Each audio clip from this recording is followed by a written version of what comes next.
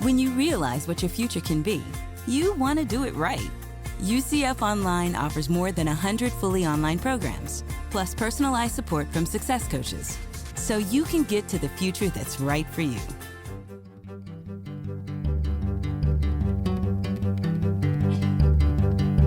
From the University of Louisville's Delphi Center for Teaching and Learning. And the University of Central Florida's Center for Distributed Learning. I'm Kelvin Thompson. And I'm Tom Cavanaugh. And you are listening to Topcast, the Teaching Online podcast. Hey, Tom. Hey, Kelvin. How are things?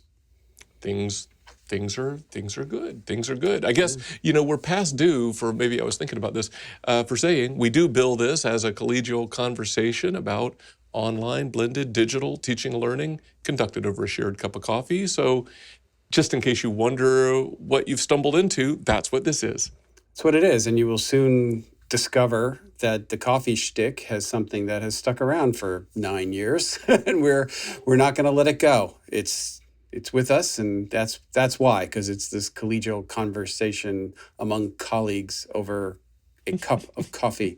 I'm a big fan of alliteration, as you know. Indeed. Indeed. No, that's exactly right. And occasionally you even hear from people that say, oh, I feel like I'm having kind of a little, collegial coffee chat. And yeah. I enjoy pouring my beverage of scotch or possibly bourbon. Whatever floats your boat. Whenever you're listening in the office, having your scotch like I do. Oh, sorry. Was that out loud? Yeah. At 8 a.m. Yeah, at 8 a.m. Yeah. No, that's not true. It's not that kind of podcast. No. Although we have gotten funny kind of binary opinions about the banter, right? Mm-hmm. Some people sort of like, why don't you just get to your thing? And other people are like, I kind of like the coffee talk. And, as you know, we've both been handed coffee by various friends, colleagues, and listeners at conferences and things. Yeah, that's right. And so, I don't know. Well, if we only had better analytics, we could see how many people are skipping this part. And somebody did tell me once, I think I told you, I skipped past all that until I realized that you somehow tried to connect it to the topic. So then I tried to listen to it. Yeah. Don't skip.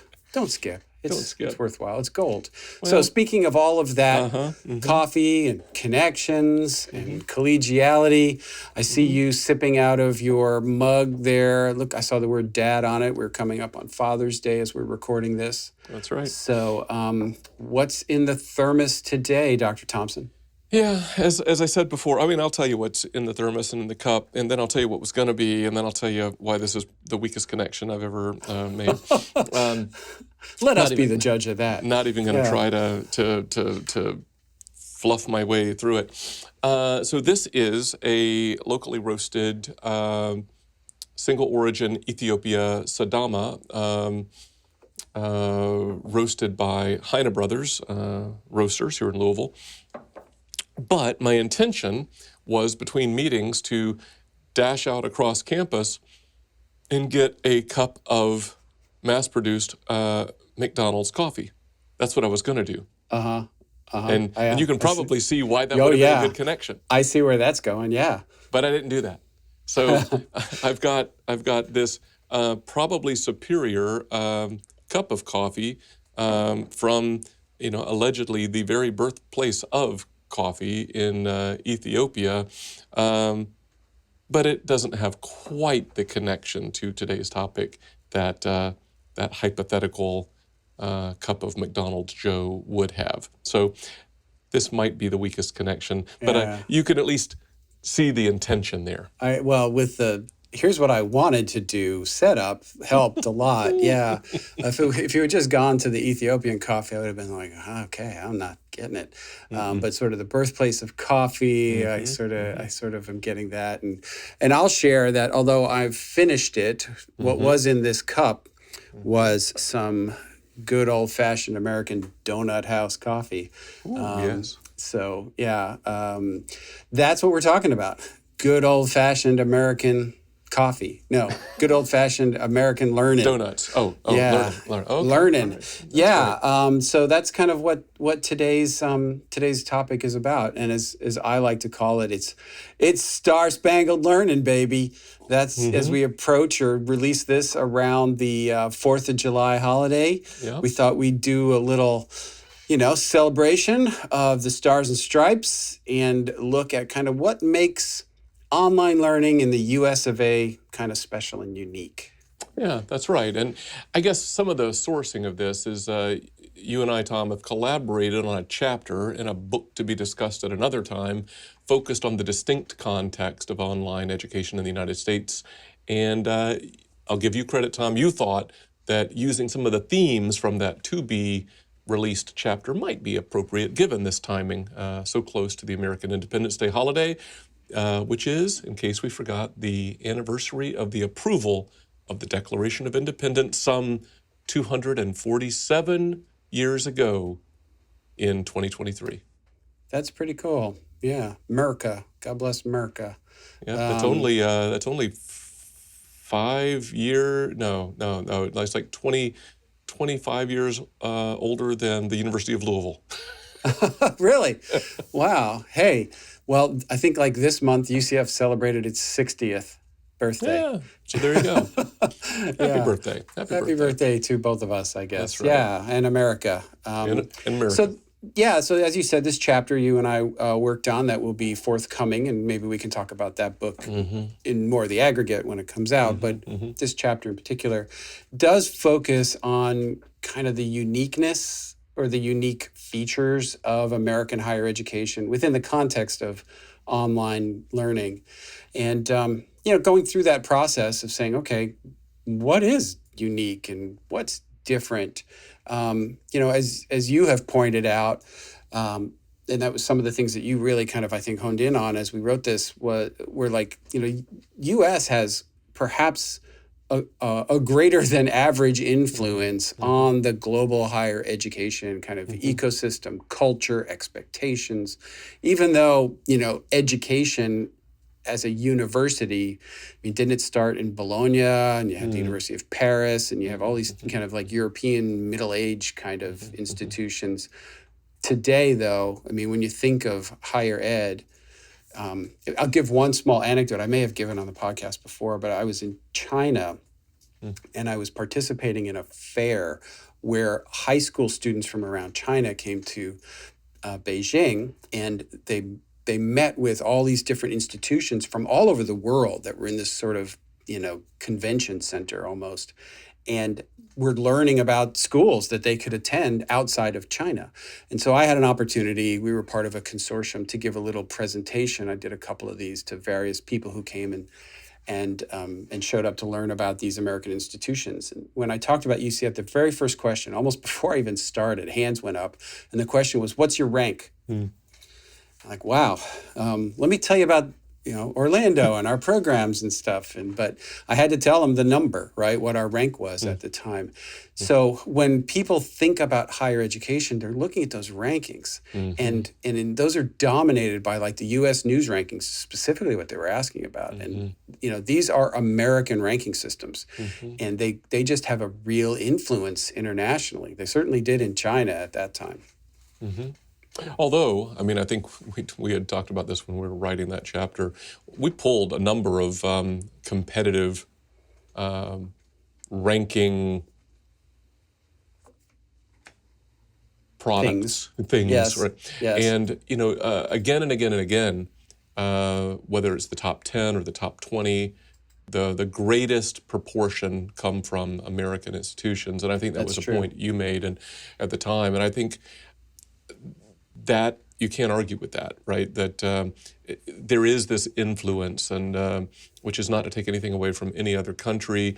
And then arguably some of the earliest, people debate what the origins of online learning are. Some people want to take it back to the 60s, but at least in the, like, for reals, like 90s, a lot of the splash, the pebble in the pond, seems to have sourced to the U.S. and certainly the professional associations and early scholarship all in the U.S. So I think all of that maybe serves to explain some of the outsized influence globally that American online higher ed has, but some features that we could use to describe American online higher ed generalize, others not so much. But we thought we might comment on some of those themes. Yeah. So, do you mind if I kind of start Please. with one that I thought was really resonated with me as we work through this? Was that kind of the kind of, I don't know, independent kind of cowboy spirit that Americans have, that I think is represented in sort of a federalist governmental system.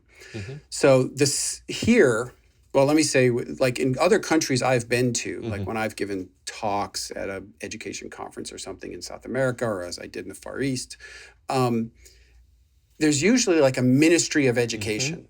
That's right. That is at a central government level that kind of oversees the higher education system within that country, in a way that's different here. In that, yes, we have an education department in Washington, but it doesn't have the same kind of influence as a Ministry of Education does in one of our other countries that you can name almost any of them.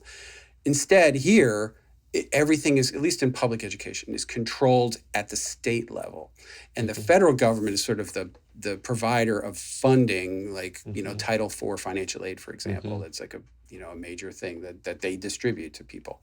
There's policies and regulations that we sort of have to follow, but they're not necessarily having the same kind of influence that state governments have on institutions like yours or mine. Yep. And I think that then, and if you extend that kind of independent, like we're going to do it our way mentality down to online learning, it gets even, I think it becomes even more true. And this goes back to maybe a podcast we did not that long ago when we were talking about institutional differences, just based on your early observations at Louisville. Each institution is going to do things their own way within their own context, within their own state, which is different from the state that they're next to. And I think that is, you can't overstate, I think, the importance of that dynamic when you compare us internationally. I think that's right. I think that's right. And you could kind of call that a kind of centralization versus decentralization nationally. And then I think some of what you just talked about that variation, we might also say that there's a range of implementations at the institutional level, and that includes a range from more centralized to less centralized, more decentralized models across the board. Yeah, it is true. It is very much I don't know if this is quite the right terminology, but it is a bit of a competitive marketplace of models and ideas, across these institutional implementations. Yeah, I think that's true. And then, like within an institution, there are multiple different models within that centralized, decentralized. And these are things that we've touched on over the years in various episodes. But like, are your online operations kind of mainstreamed into your normal academic operations of the institution? Like, are you using the same terms, the same faculty, the same admission, all of that? Or are you set up as its own thing, like a separate campus with a separate admission staff and a separate, tuition and everything else? They both can work depending upon your context, but they all exist in this broad ecosystem. And then look at, public versus private. You're going to see, I think, a lot more variety across the U.S.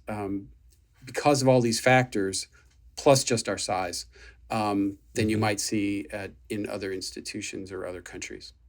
Yeah, I think all of that is right. I think all of that is right. And then I know something that when we were conceptualizing this chapter that there are a few things, but one that I think you put on the table early on is as maybe another particularly American idea is the mega, the big, go big or stay home, right? the rise of the mega university, and even maybe related kind of the rise of concepts like massive open online courses, that kind of outsized implementation, not necessarily as a model for everybody to follow, but as a construct that has had ripple effects. Yeah, I think that's true. Of course, there are exceptions. You've got something like the Open University in the UK. Yes, right. I was told, I have to admit, I don't know a lot about it. So, here we go, talking about stuff we don't know anything about. A distinctly American trait. That's right. Yeah. Do it with confidence. You're right.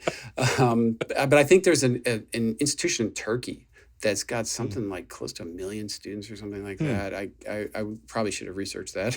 It just occurred to me as we were talking, but I remember hearing about that in years past. And so I think there are examples, but by and large, I would stand behind the idea of the mega university as kind of an American phenomenon. When you look at schools like Western Governors and Southern New Hampshire and UMGC and ASU, Grand Canyon, Liberty, these are schools that are really pushing to just get big and try to have as much impact as they possibly can. I mean, I know a lot of them are, it's probably not fair, it's probably reductive of me to say they just want to get big, because they're looking to serve a market and to serve students who have a need, and there's a demand for what they're doing. But the result of that is that they end up getting large and they're not afraid of size, right?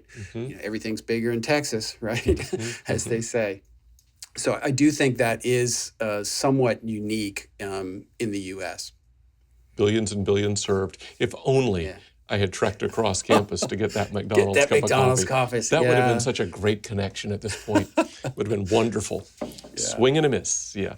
No, I think Starbucks, right? You could have maybe done the same thing with Starbucks. Although I've seen. I walked into a McDonald's in China, so and in Argentina or in South America as well. Absolutely. But I think that's right. I think the mega university concept, and I don't know, I'm stuck lately with thinking about the reactions to, because sometimes people want to emulate. And it's like, really? You want to try to compete with Mega University X on their own terms? I don't know that that's the value proposition you need to be going after. It's more a matter of, how about we let them be them, and what are your unique affordances? Yeah, I agree. That's happening in the U.S. too, right? Yes, that's right. Are you sure you want to be ASU? Why don't you be the best, whatever you are that you can be? That's right. Yeah. That's right. And I mentioned MOOCs, right? I will say, I guess there's, like everything that has rises, right? They have falls. Maybe we'll call this a residual MOOC emphasis. But this idea of large-scale courses getting attention and maybe recruiting students into paid learning experiences. Maybe they're free or low cost, and then there's a way to recruit into paid or academic kind of connections. That still is a kind of a thing, and it's a bit entrepreneurial. I think that some of the open, in the British Open University sense, open educational efforts, I think are very global and egalitarian. But I think this entrepreneurial spirit thing of hook and upselling, I think that's rather American. Yeah, I agree. I think maybe a corollary to that is the whole OPM market. It's a free market kind of response to a need that institutions have had. Now, without commenting too much on that, because that space is in a lot of flux right now, and we'll see what happens with your colleague in regulation and all of that. But, essentially, institutions are outsourcing components of their services to a commercial entity as nonprofit, in many cases, governmental state institutions.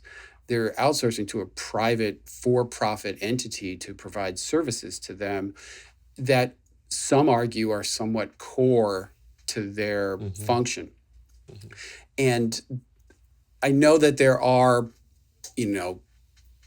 other institutions around the world that do use OPM or OPM-like services, but it's not like it is in the U.S. It's much larger here, and I think that's an interesting American solution to a need, is sort of let the market figure it out.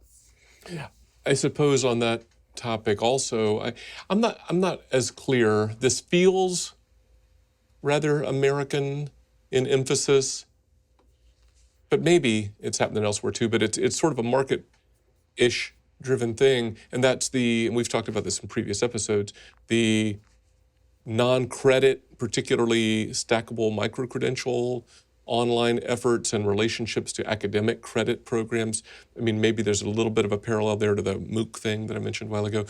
That responsiveness to employer and employee needs and what's happening in industry and career potential, that sensitivity, that feels to me rather American. Yeah. Do you agree? Yeah, I agree. Yeah, I think that's true. There is, I think, a real connection to workforce needs that has only grown in recent years here in the U.S. I don't know. This wasn't in our chapter, but one anecdote that I'll share that I think another difference. It's not so much about online learning, but intercollegiate athletics is something that's just like in Europe. It's nothing like it is here. Right. Maybe there's some Olympic sports or something that people do, but I remember hosting a delegation from Europe, various European countries. I remember the Netherlands, I think Germany was in, there was a bunch of them. And we probably had a dozen, maybe 15 people. It was over on campus, it was in the library. It happened to be the day of our big pep rally that they were here. And for those of you that are unfamiliar with UCF's pep rally, it's a phenomenon. It's been rated by ESPN as the best, college pep rally experience, because there's something called Spirit Splash. The students all run into our fountain. It's the one day of the year they can do that. And they go bananas. They throw rubber ducks, and there's like rap music blaring, and a marching band, and cheerleaders are flipping, and there's mascots. It's pandemonium, a spectacle. And these Europeans, I said, let's come on outside and let's take a look. Their hair was blown back. They were like, we have nothing like this. This is crazy. Like they had no frame of reference for what they were experiencing at that moment. And I think that's uniquely American, that spectacle. Yeah. No, I think that's right. Plenty of days giving a wide berth to Spirit Splash. Yeah. That's nice over there. See ya. Bye bye. I try not to get trampled on by the marching band. I think that's right. I guess there's this probably cuts across the globe, I think, more, but we've certainly leaned in the United States to varying levels, emphases on access and revenue and student retention and quality and affordability. Those themes we talk about a lot on the podcast here, but I think pursuing those underlying goals through online education is both something that is very prevalent to one degree or another, and something that's more generalizable, right, across the globe. Yeah, I agree. I mean, everybody wants those things, I would think. Although access is an interesting one.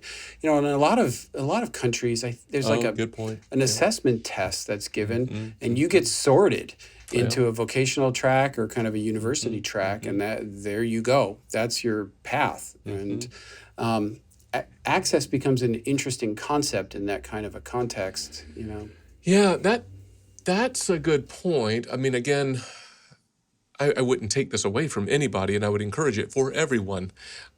But I think the construct of social mobility does line up rather well with some of the historical American values of, getting ahead, the American dream, and so forth, and education as a pathway. I think that's definitely a thing. Any other themes from the book that you think we ought to hit? Well, here's one more that wasn't in the book. That A distinctly American trait. Yeah. Just Well, make up stuff and put I'll it just on make the it table. up. Yeah, I'm thinking maybe we should have, maybe I should rewrite the chapter. It's probably too late now, but European, for example, institutions are often available to their citizens at no cost. And that's a pretty unheard of concept in the U.S. Right, Unless you're got some reason to get a scholarship, whether it's athletic or academic or whatever it might be. The average, citizen going to a university is probably not going to get it at no cost in the U.S. And that's a little bit of a difference as well.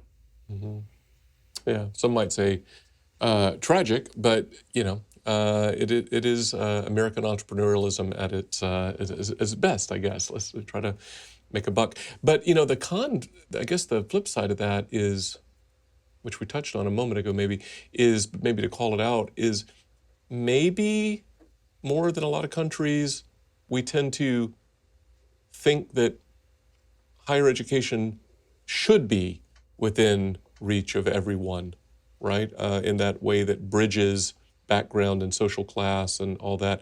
So it's ironic that, but not freely, So, Yeah. so it's a weird interplay between those two dynamics, perhaps. But no, that's a good point. Cool. All right. So before I put a bow on it, anything else you want to add or highlight from the chapter yourself? Maybe just the passing reference. This seems to be American. There's a lot of talk around the United States these days about birth rate drop-off and demographic enrollment cliff. Maybe everywhere except in Florida, is a thing. And I think that is very much contextualized, right? I mean, that's going to be country to country, region to region. It sort of depends on what's happening in your particular area. But that's something that a lot of institutions are wrestling with in the United States right now. Yeah. Well, there's maybe one more that I kind of remembered that we did touch on in the chapter, which is kind of I think a uniquely American thing, which is this concept of accreditation, regional accreditation. Yeah. A Ministry of Education might, authorize an institution to operate within a country, but the idea of regional accreditors being the gatekeepers of like financial aid, eligibility coming from the federal government is, I don't think that's common elsewhere. And I think that's an interesting concept. And since so many of our students, especially online, are on financial aid, that becomes an interesting piece of the puzzle. Yeah. No, that's well said. You want to land this plane for us? Let's. All right. So American online education continues to provide models for the entire global community. While some of these are distinctly American, others are adaptable in other national contexts. So, take what works and ignore what doesn't. Hey, can I just say one thing about the podcast before you kind of, ship us out? And that is, if you're listening to this on your favorite podcast app, give us a rating and a review. It does help to allow others to find it if they're looking for content like this. We do appreciate it. And if you're watching this on YouTube, smash that like button, as the kids say. The kids. Yeah. Rate and review, please. Like us. That's right. Yeah, thank you for that. Well, it's been good being with you, Tom, and sort of virtually, asynchronously sharing a cup of coffee with you. You drank yours earlier. I drank mine now. I wished I was drinking McDonald's, which is very ironic. So thanks for that. And until next time for Topcast, I'm Kelvin. I'm Tom. See ya.